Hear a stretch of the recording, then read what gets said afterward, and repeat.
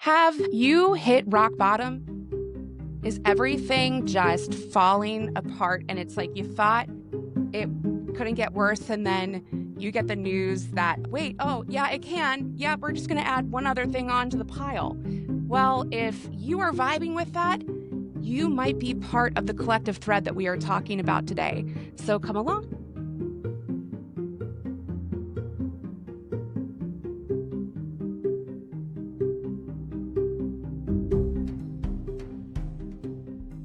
Welcome to Our Collective Threads, a podcast where we try to explore and see if maybe we're a little more connected than we realize. My name is Kelly Rhyne, and I am a trauma and grief therapist, educator, a podcaster now, a creative, and an intuitive mystic. And I've always had a passion for connecting people. And I also just love sitting in the mystery of things. We don't know everything. And asking and being curious about that and going into the questions of it all. And so the heart of this podcast is to see if maybe there is something bigger going on in the universe outside of ourselves that maybe collectively, many of us, if not all of us, are going through similar things at similar times. And today's episode, man, this is okay. I want to start off by saying I have not always been deeply into astrology. I've kind of gone in and out of the concept of astrology for a long time. I'm like, maybe, I don't think it's real. Maybe it is. I don't know. But the more I learn about astrology, but also just like thinking to actual science, y'all, we're made of, what is it, 90% water or more?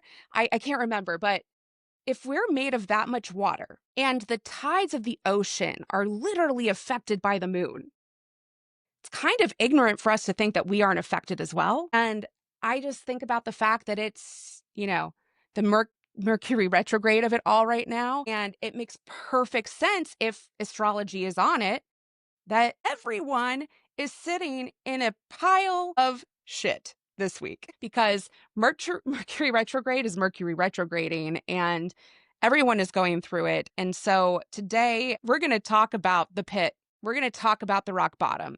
We're going to talk about when all the things pile on you and you finally explode and you're like, enough is enough. Does that sound like something you've been through this week? Is that vibing with you too? If it is, let me know. This is a conversation. I want to keep talking to you about it and hear your stories about your rock bottoms that you're hitting right now. Let's not even get into, what I've talked about with clients or friends or anything. I will start with myself.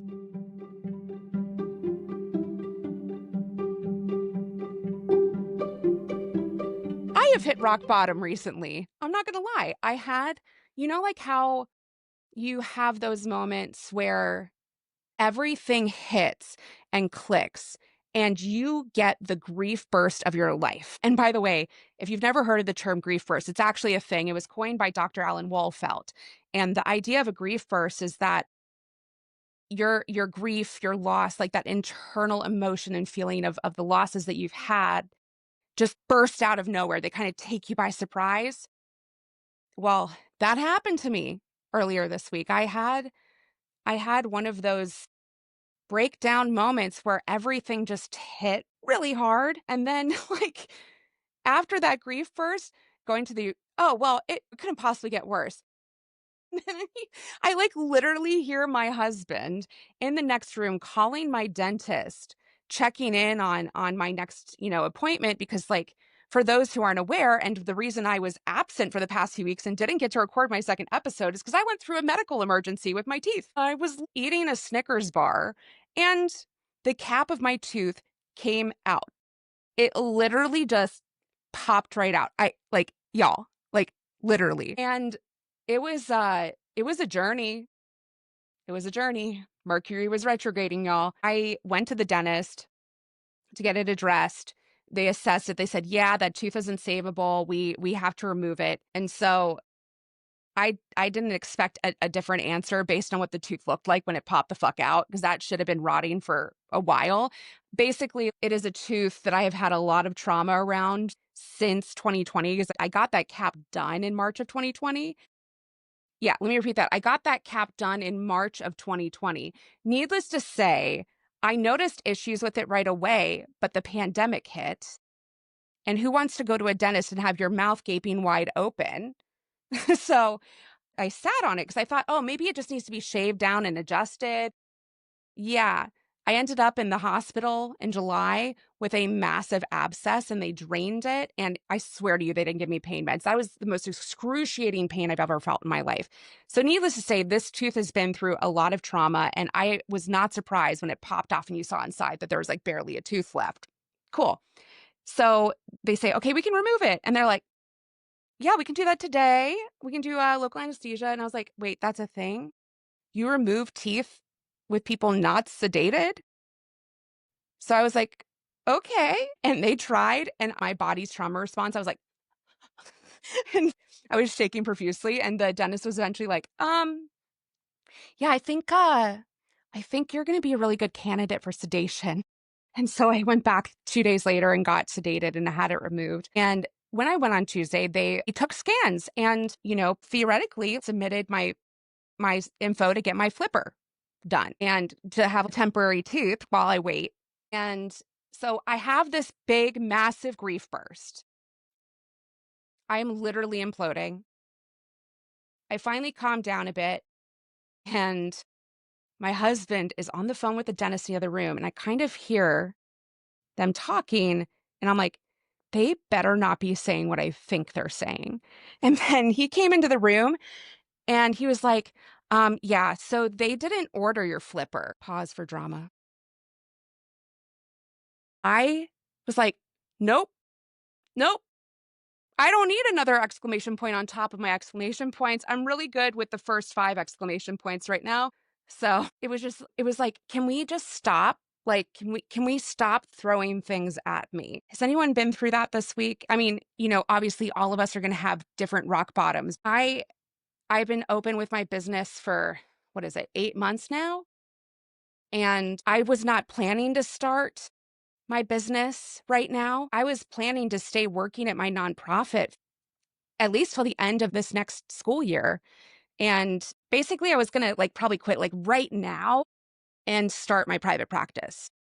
So I started it 8 months before I planned to start it. And I started with $0 and I started with 0 clients. At the same time, I was in the middle of dealing with a disability issue with my eyes and going through treatment for that and having a lot of grief around not being able to work because my organization didn't want to accommodate me. And when this grief burst hit, it was like all of the times that I have ever been fucked over by companies that I have worked for just hit me all at once. And feeling the depth of the unfairness and the injustice that I have been put through by so many people to no fault of my own, but just feeling the deep grief of it and feeling like, God, I want to be excited and proud of my business, but I feel like it's being stolen from me because I I have to put all of the money that I am making straight back into the business. And it's like I'm not even making anything because I'm not, because I have to put it back in the business, right? And feeling that deep injustice and unfairness and feeling like I have to rely on so many people to support me financially and not feeling independent. Oh, blah, blah, blah. I just got the overwhelm just and my bottom hit. The stress of starting your own business and trying to do 50 jobs, because when you're a business owner and it's just you are every single position. It hit. I hit my rock bottom. I hit the rock bottom of my stress that I've been running away from and avoiding. And I had to deal with it. Same thing has come up with a lot of my clients. We've been talking a lot this week about that rock bottom. And the thing that's really peaked up about it for me is in the mental health industry, we use a lot of words like relapse or regression. And I've come to realize that I think those concepts and those words don't apply. And actually, they are really harmful in their language because it doesn't really speak to the situation at hand. Because the situation at hand is not a regression. You're not going backward. What's really happening is it is another step forward in our journey. It is part of the journey. You are not going back and tracing back your steps. You're still going forward. But what you've done is you've hit a valley. Part of a journey is going through these different hills and valleys, and some hills are a lot taller than others, and some valleys are a lot longer than others, but it's still part of the journey. And so what I've kind of shifted into as far as language with my clients is trying to reframe this concept of regression and relapse. It's honestly, it's ableist thinking. It's medical model bullshit is what it is. It's that unrealistic standard of this is the ideal way a human is supposed to live. And they're trying to get us to live to this ideal standard. But that standard is so unrealistic and literally has nothing to do with my fucking life. And so when we are in this valley, it is part of our process. It is not a new path. It is not going backward on the path. It is a part of our path.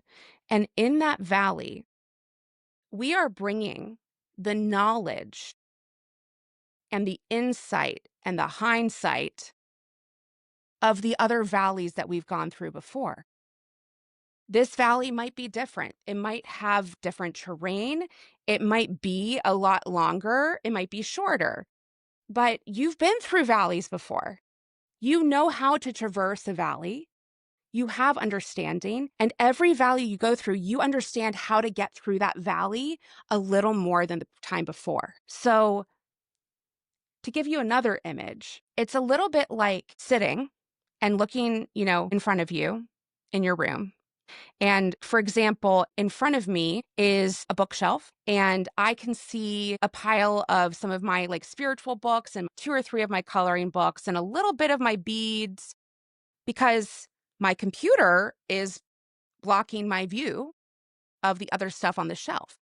So I want you to imagine that my view right now is your previous valleys. This is what you're bringing into the new valley. This is what you understand the valley looks like and how to deal with a valley. But if I were to move like that, I can see a different angle.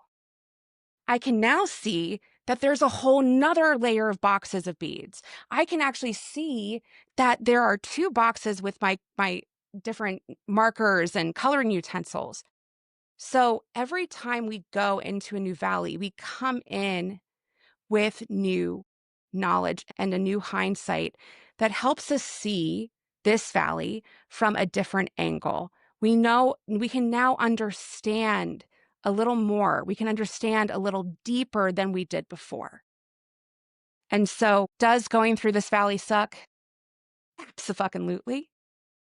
It feels like it's never going to end. Like you look ahead and you're like, God, the path to get back to going up the mountain feels so far away. And it feels like I'm going to be stuck in this valley forever. But do you know how you get to the path? You walk.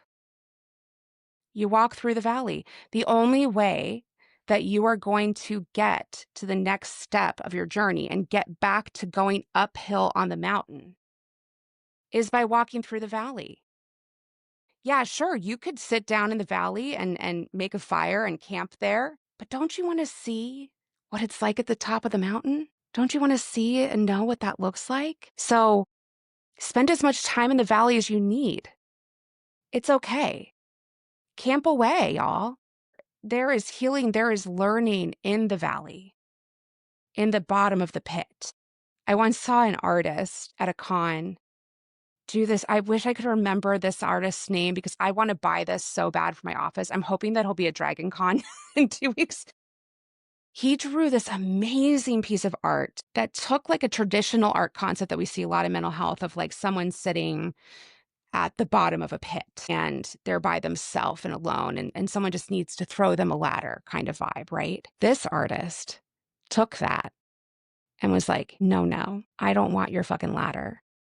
And made another tunnel to a hole so no one could actually see them down in the hole. Sometimes we need to go deeper in order to come out. That's okay. However long you need to spend in the valley is okay. My hope is, though, that eventually, once you've learned what you need to learn in that valley, you've spent your days camping there, appreciating all the beautiful stars above you and the vastness around you, that eventually you're like, you know what? I'm ready to get moving. I think I'm done with camping in this valley and I want to go. I feel rested. I feel rejuvenated. And now I think I have what I need to go climb that mountain. So the valley is very important and it is crucial to our journey. We need to pause sometimes. We need to go to the depths of the valleys and reflect and rejuvenate and eat and sleep, build our muscle up to go walk up that big mountain.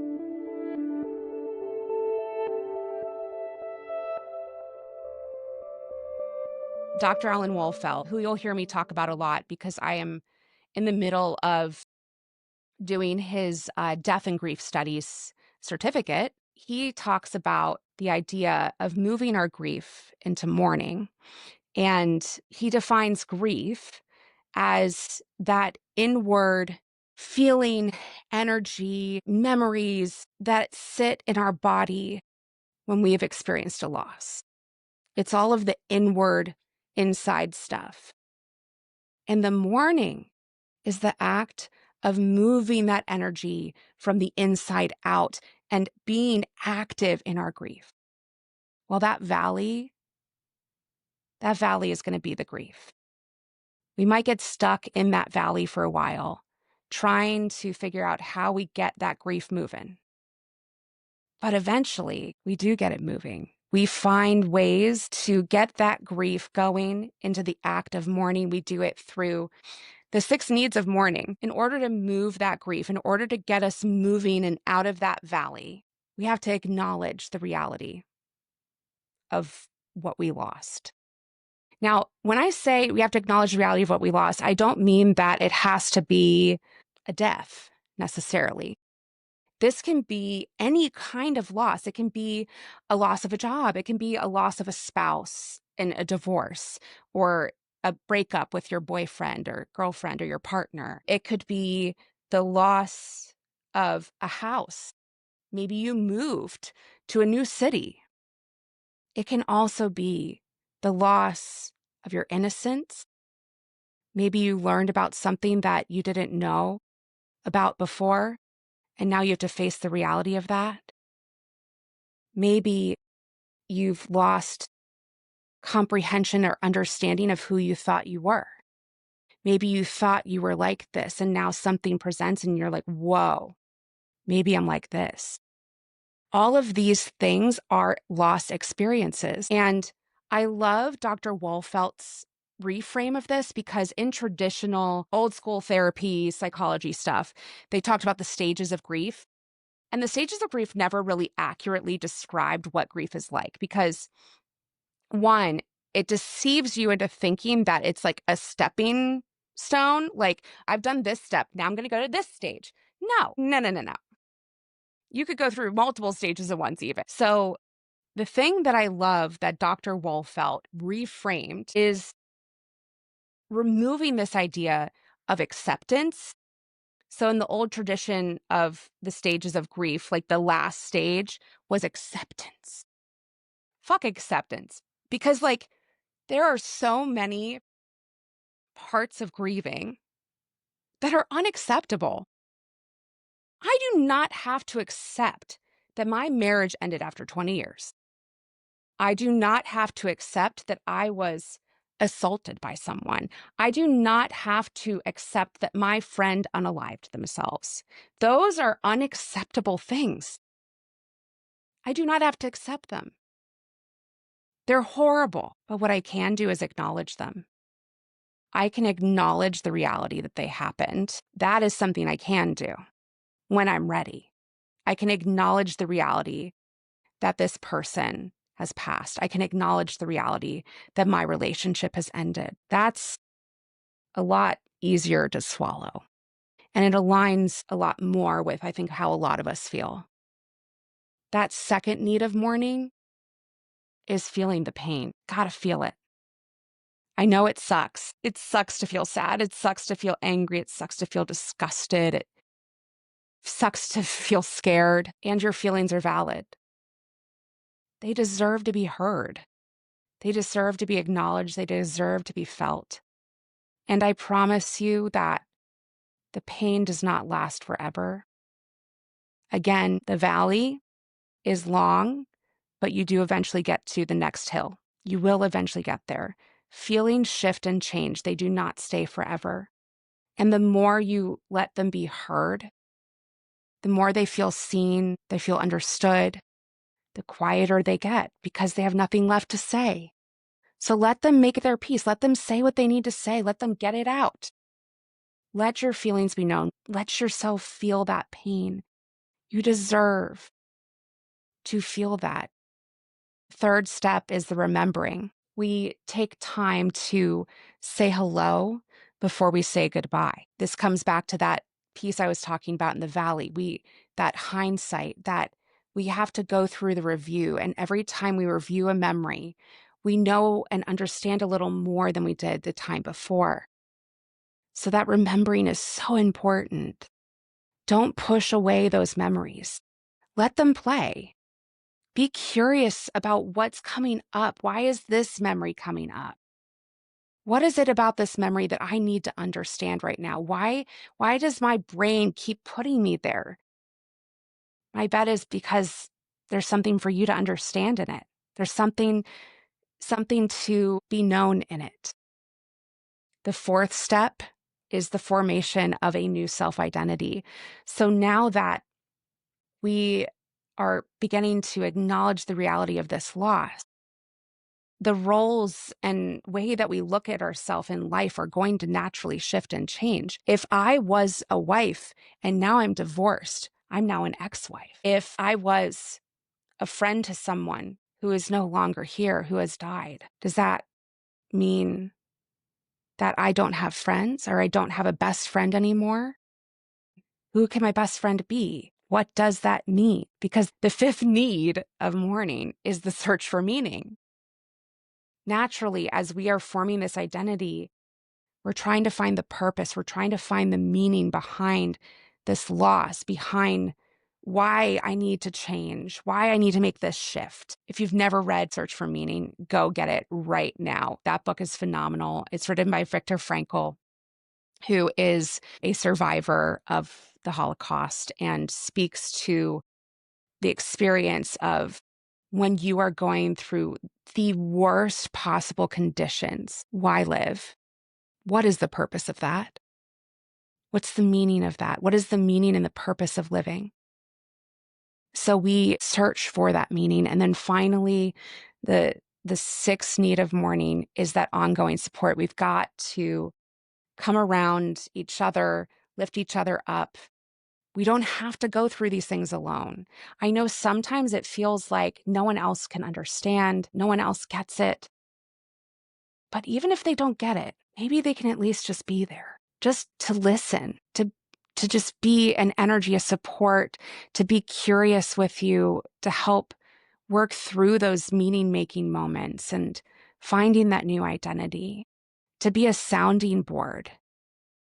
That ongoing support is so important. And maybe eventually you'll find someone who does get it. You'll find someone who's been through it or something similar. But get those people around you, rally around the people who are those amazing companioners, those phenomenal listeners, the ones who have empathetic hearts to receive and listen to your struggles and your pain.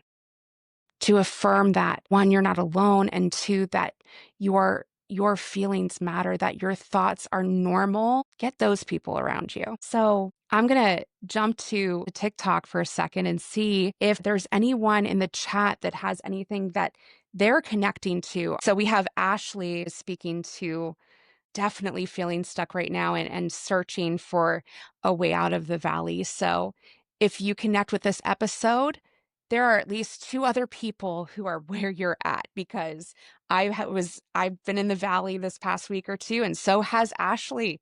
We are not alone, y'all.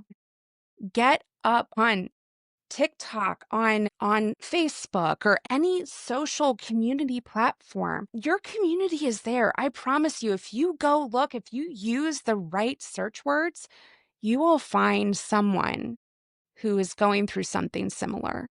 There's lots of opportunities for connection, and I will be continuing to develop resources for you to get connected, because let's be real, y'all, the world is a little more than chaotic right now.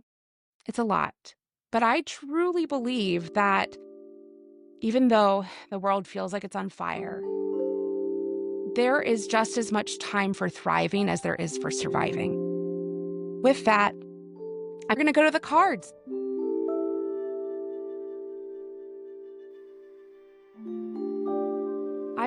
I love, for those who are still getting to know me, I am such a spiritual person. I love living in the mystery of it all and being curious about the ways that the universe sends us messages and themes and understandings. And so one of the ways that I work through and with that is by going to tarot and oracle decks. I just love the art. I love the writing. I love the metaphors. And so I thought, what a cool way to kind of just wrap up an episode, but to go to the cards and see what the cards have to share with us about this theme of the pit. And so for today's reading, I'm going to be going to the Next World Tarot deck, which is one of my personal favorites. I use it all the time because it's one of the most inclusive decks I've ever been able to find. I mean, there's folks who are disabled in the deck. There are trans folks in the deck. There are Black folks, Latina folks. I mean, it's literally the whole landscape of humanity exists in this deck, and I love it so much. And it is an apocalyptic deck. And so I was like, oh, yeah, that's the deck for today. That's the vibe. Let's go to this next world and see what it has to say. For those of us who are on this common thread of being stuck in the pits, we're camping out in that valley and we just don't know if we can manage to get ourselves to get up and moving. Like sometimes, like, we'd rather just stay in that valley. Why get up and move? I'm so cozy. My tent is fine right here. I do not need to pack up. I can stay right where I am. It seems really far to get to where that hill starts up again. And the idea of going up that hill seems really overwhelming. So I'm just going to stay in this valley. Oh, whoa, whoa, whoa. Guys, that's intense. That's intense. I pulled a really intense card, like in the best way. First off, I want to preface this by saying this card is not scary. I know it's going to look scary and sound scary, but it is not scary. It's actually one of my favorite cards to pull. And it's wild that I pulled this card. So I pulled death, y'all. I pulled death. I like straight up pulled the death card. I can't believe I pulled the death card. I am like in shock that I pulled the death card. So for those who don't mess around with tarot very often, in tarot, there is the major arcana and the minor arcana, and the death card is part of the major arcana. And I like to think of the major arcana as an exclamation point. So when you pull a major arcana, it signifies that this is a really important shift. This is significant. It's major, so to speak. And the major arcana is actually, when you look at all the cards together, it's describing a journey. And so, of course, I mean, if you're watching my video, you saw I was literally just like effing around with the cards. This is the card, this card just dropped, okay? I did not pull it for funsies for this episode. It literally dropped out and was like, nope, yep, we're in the death stage. We're in the death stage right now. So let's talk about what is this death stage? What is the card of death? When I think of the death card in tarot, I always find myself going to the seasons. And the death card is very much the season of winter. And some winters, just like valleys, are longer and colder than others.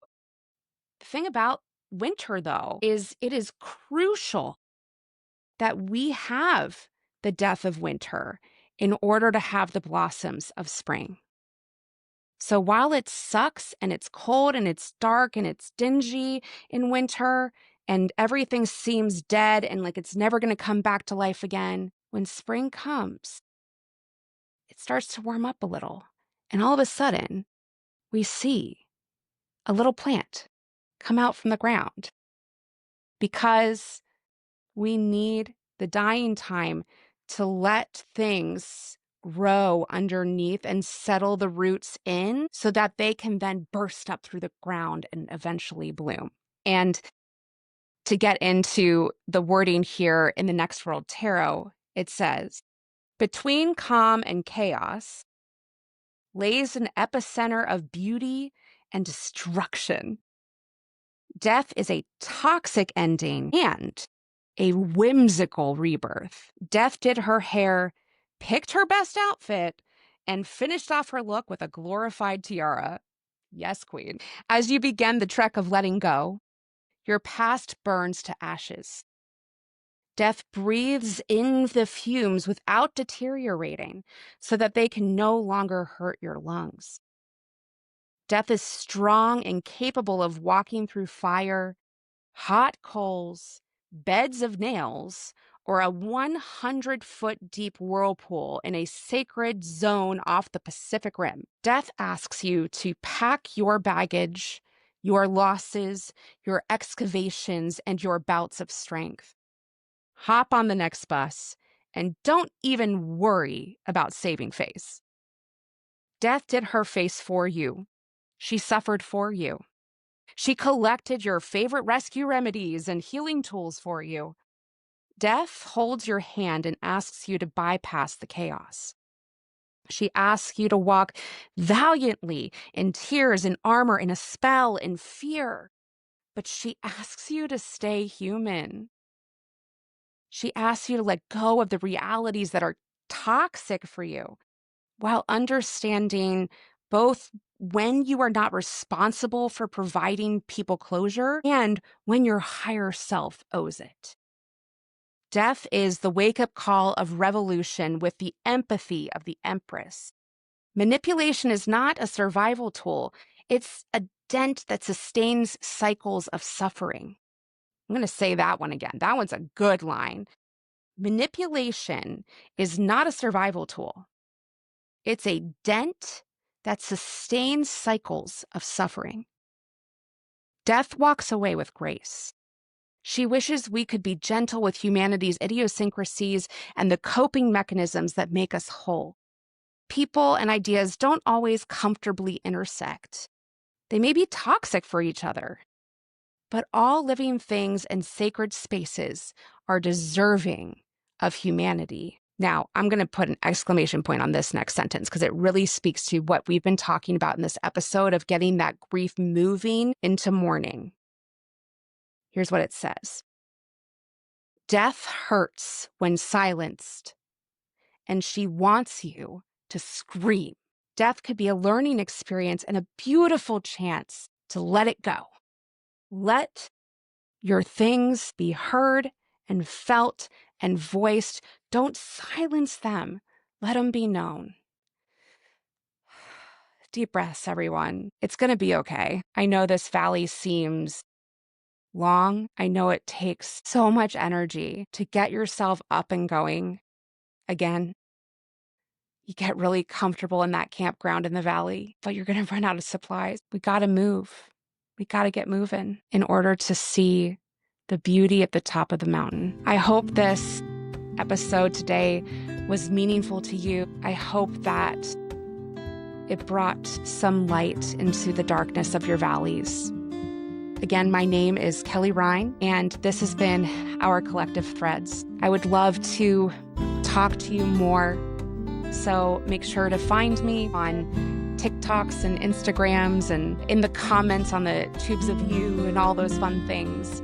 I am at give_into_love everywhere. So I leave you with the hope that your roots will deepen and that eventually you are going to see those beautiful buds start to bloom. Until next time.